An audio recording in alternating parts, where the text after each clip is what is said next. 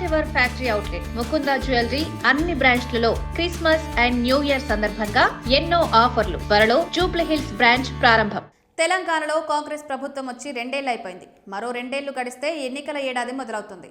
ఇలాంటి సమయంలో ఇచ్చిన హామీలు ఇంతవరకు నెరవేర్చారన్నది కీలక అంశం.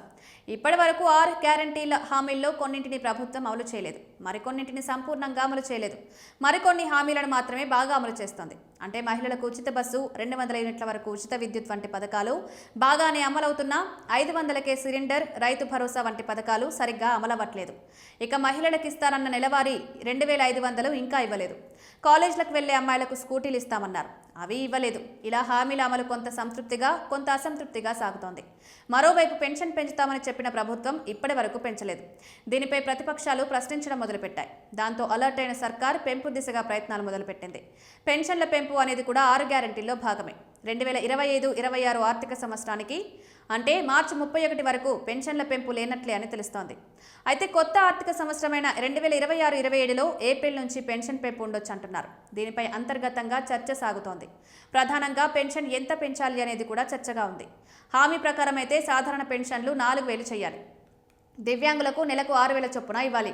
కానీ ప్రభుత్వం అంత పెంచేలా కనిపించడం లేదు. 500 లేదా 1000 రూపాయలు పెంచే ఆలోచనలో ఉన్నట్లు సమాచారం.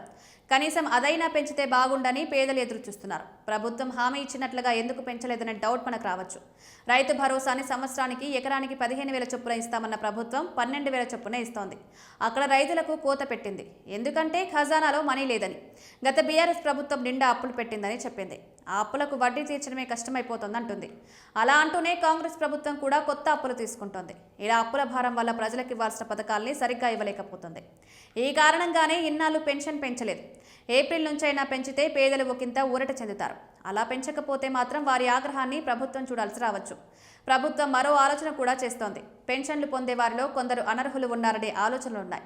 అలాంటి వారిని జాబితా నుండి తొలగిస్తే అప్పుడు కొంత డబ్బు ప్రభుత్వానికి ఆదా అవుతుంది. ఆ డబ్బును ఉపయోగించి లబ్ధిదారులకు పెన్షన్ పెంచవచ్చనే ప్లాన్లో ఉంది.